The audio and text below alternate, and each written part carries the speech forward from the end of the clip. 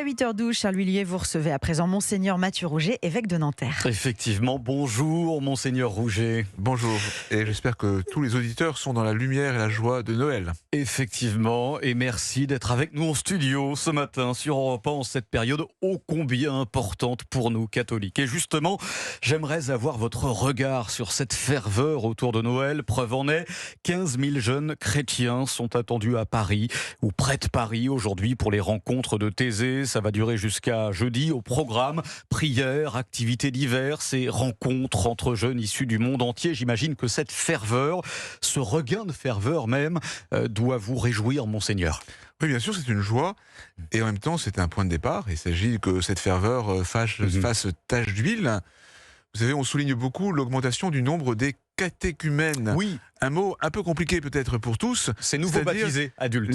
Les adultes qui se préparent au baptême, qui demandent le baptême. D'ailleurs, tout le monde ne sait pas qu'on peut recevoir le baptême et la confirmation et la première communion à tout âge. Et c'est vrai qu'aujourd'hui, il y a une soif spirituelle qui s'exprime à travers la hausse du nombre des catéchumènes et des confirmants adultes.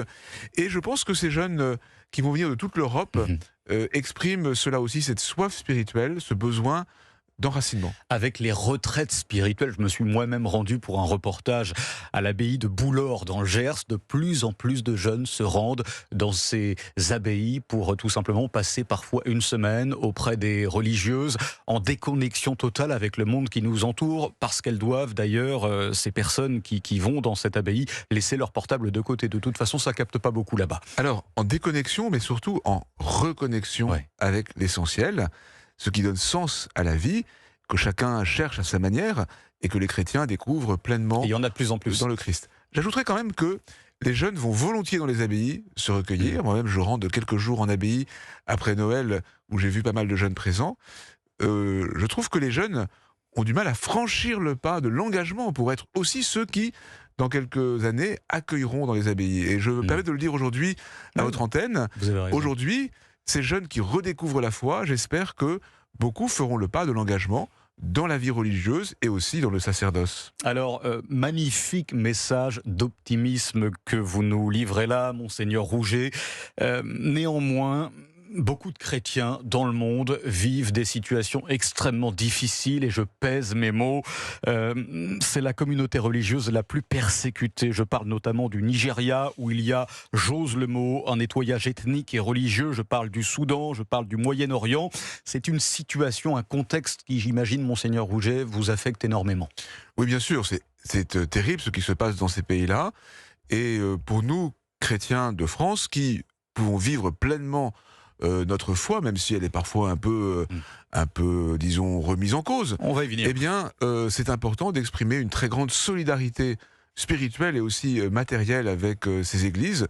Ce que nous nous efforçons de faire, et notamment, je pense aujourd'hui aux chrétiens du Moyen-Orient. Tout ce qui se fait, par exemple, avec l'œuvre d'Orient, va dans le sens de cette solidarité spirituelle. Il n'est pas pensable que le Moyen-Orient, où la foi chrétienne et biblique a surgi, soit peu à peu en fait vidé d'une présence chrétienne. Et donc pour nous... Est-ce que vous acceptez le terme génocide au Nigeria? Non, moi je pense qu'il faut éviter ce genre de terme. Oui, l'important n'est pas de mettre des mots. Et puis, aujourd'hui, il ne s'agit pas de mettre de la violence verbale sur la violence physique.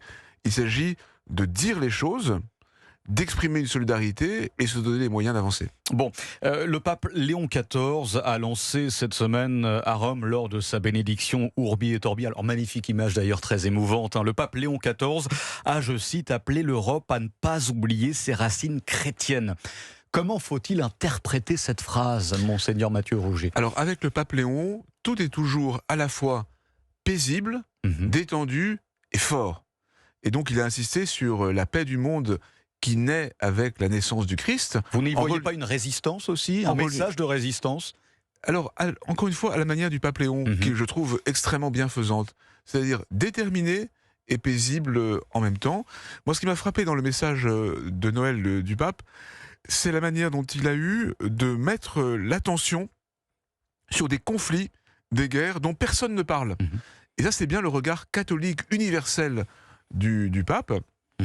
Je pense ce qu'il a dit de la situation aux confins du Cambodge et de la Thaïlande, ou en Birmanie, ou en Haïti, et ce regard universel sur toutes les pauvretés et toutes les violences, et tout ça en insistant que pour nous, chrétiens, la paix et la naissance du Christ vont de pair. Alors, il y a quand même, et c'est vrai que nous évoquions la situation des chrétiens du monde entier, communauté la plus persécutée, je l'ai dit, je l'ai répété, la préfecture de police de Paris a hier signalé qu'un homme a été interpellé après l'agression d'un sacristain à l'église de la Madeleine. Vous avez eu vent, j'imagine, de cette information. Y a-t-il tout de même ces offensives anticléricales, le mot est faible, contre les chrétiens en France? Vous admettez qu'elles existent? Les actes antichrétiens, ils sont en hausse. Ils existent. Et les chiffres sont là. Ils existent. Ils ne sont pas du même ordre. Non, on ne compare pas l'incomparable, évidemment. Ce qui se passe évidemment dans les pays comme le Nigeria ou le Burkina. C'est pas pour ça que c'est pas grave en France. Après ça, sans relativiser les choses, moi je suis depuis 32 ans que je suis prêtre.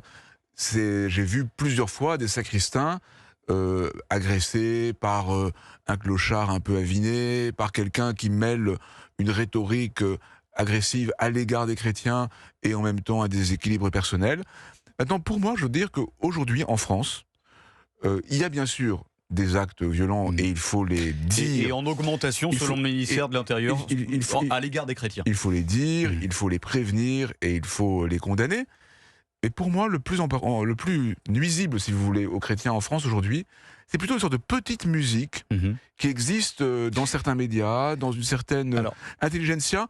Et les crèches de Noël également. Et les crèches de Noël également. Permettez-moi de finir ma phrase. Oui.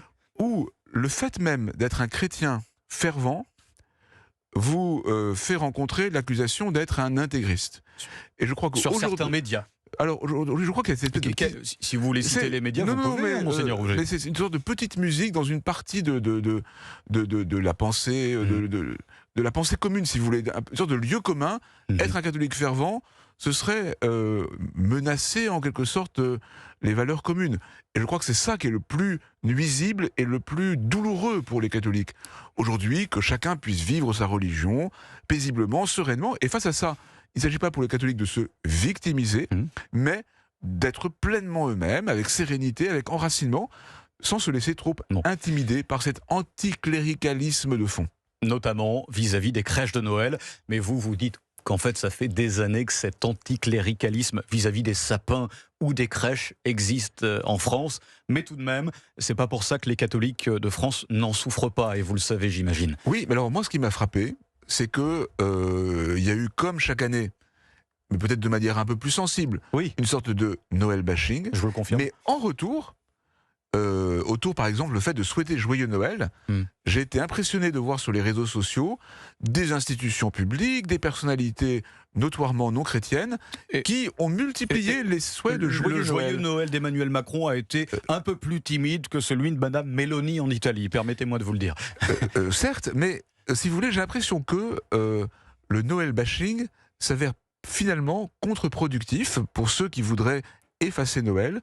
Et j'ai eu le sentiment qu'aujourd'hui, cette année, les souhaits de joyeux Noël n'ont été que plus abondants. Quand vous voyez que lors du marché de Noël de la Défense à Paris, il y a parfois des stands où la nourriture est halal, est-ce que vous comprenez, Monseigneur Mathieu Rouget, que cela puisse un peu surprendre certains catholiques? C'était un reportage de Cyril de la Morinerie, d'ailleurs très éclairant sur Europe 1. Alors, excellent Cyril de la Morinerie. Moi, ce qui m'a frappé au marché de Noël de la Défense, c'est qu'il y ait une rue entière dédiée aux crèches, avec des centeniers provençaux.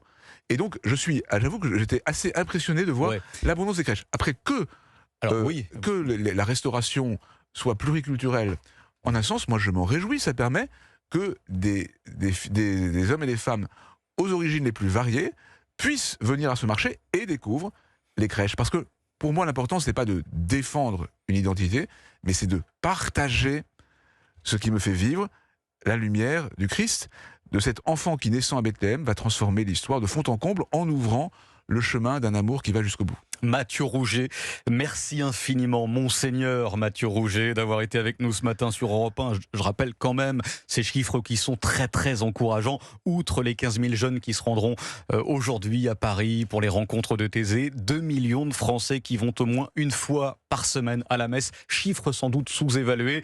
Et il y a de plus en plus de catéchumènes. Et je me permets, Monseigneur Mathieu Rouget, de vous souhaiter un joyeux Noël, une belle octave comme on dit, parce que vous me le confirmez, on peut encore souhaiter joyeux Noël pendant 8 jours après le 25 décembre, c'est ça? Tout à fait. Donc moi, je souhaite joyeux Noël à tous vos auditeurs aussi. Mais vous savez, l'important, c'est pas simplement de fêter Noël, mais c'est que Noël porte du fruit dans nos vies, des fruits de foi et des fruits d'amour. Merci infiniment, Monseigneur, d'avoir été parmi nous ce matin.